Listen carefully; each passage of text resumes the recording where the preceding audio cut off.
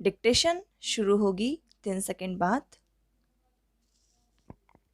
अपीलार्थी पति 2005 के MTS संख्या 209 में प्रधान न्यायाधीश कुटुंब न्यायालय रांची द्वारा तारीख 4 दिसंबर 2008 को पारित उस निर्णय और डिक्री से व्यथित हुआ है जिसके द्वारा पक्षकारों के बीच विवाह के विघटन के लिए वाद जो अपीलार्थी पति द्वारा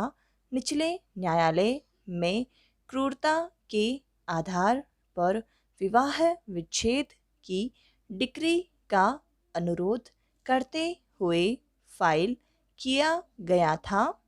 प्रत्यर्थी द्वारा विरोध करने पर खारिज किया गया है। संक्षेप में मामले के तथ्य इस प्रकार हैं कि पक्षकारों का विवाह हिंदू रीतियों और रूढ़ियों के अनुसार तारीख 17 अप्रैल 2003 को रांची में हुआ था। अपीलार्थी पति का यह पक्षकथन है कि वे विवाह के तुरंत पश्चात 6 दिन के नियत कार्यक्रम के अधीन हनीमून के लिए पुरी गए थे, तथापि प्रत्यर्थी पत्नी के गुस्सैल और चिड़चिड़े व्यवहार के कारण 4 दिन के पश्चात ही अधूरे प्रोग्राम के अधीन वापस आ गए। यह अभिकथित किया गया है कि प्रत्यर्थी पत्नी का अपीलार्थी पति और उसके नातेदारों के प्रति व्यवहार गैर जिम्मेदाराना था और मामूली बातों पर भी वह अपना आपा खो देती थी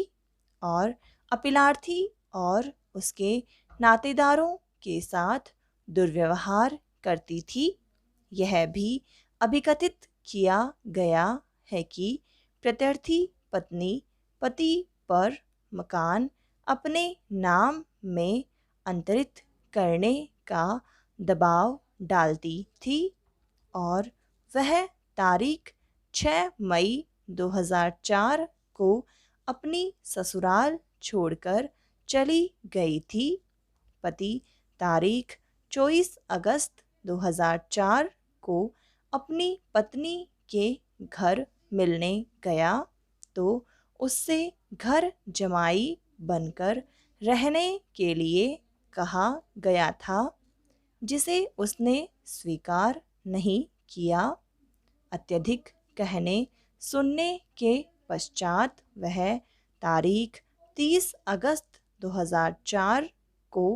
अपनी ससुराल वापस आ गई, किंतु उसके माता पिता तारीख 5 जनवरी 2005 को पुनः उसे वापस ले गए। वह पुनः होली के अवसर पर वापस आई थी और अंततः प्रत्यर्थी पत्नी तारीख 14 अगस्त 2005 को अपना बैग और सामान साथ लेकर अपनी ससुराल से चली गई और स्त्रीधन और आभूषण भी साथ ले गई। यह भी अभिकथन किया गया है कि प्रत्यर्थी पत्नी ने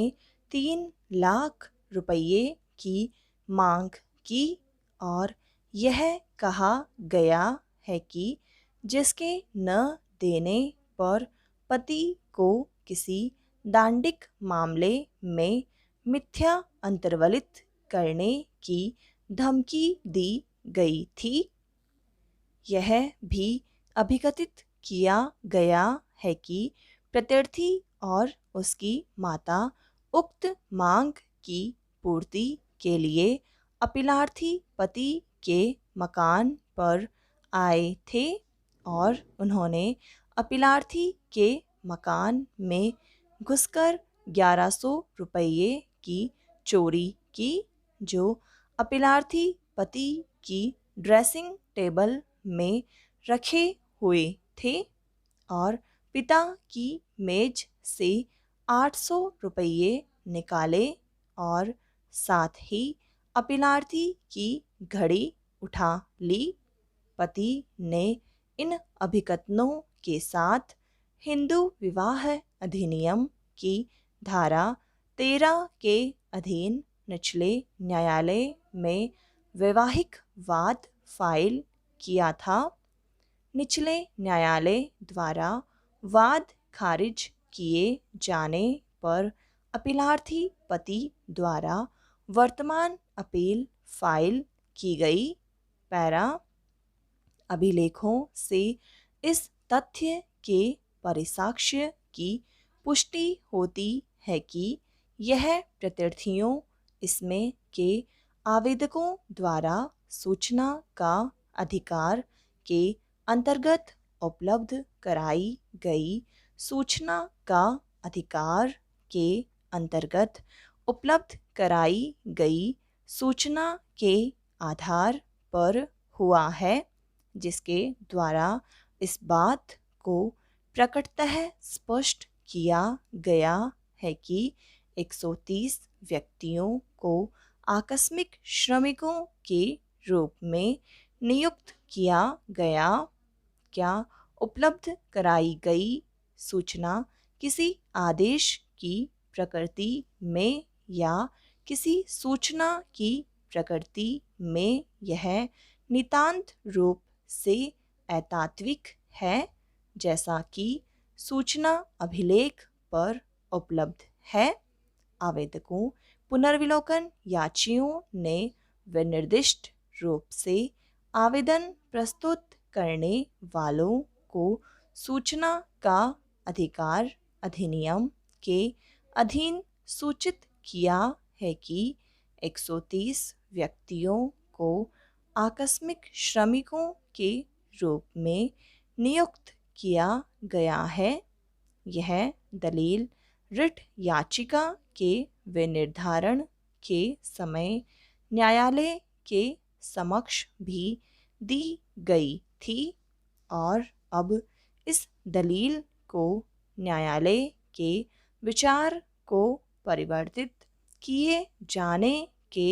प्रयोजनार्थ औजार के रूप में पुनः प्रयोग किए जाने की अनुज्ञा नहीं दी जा सकती। समाप्त।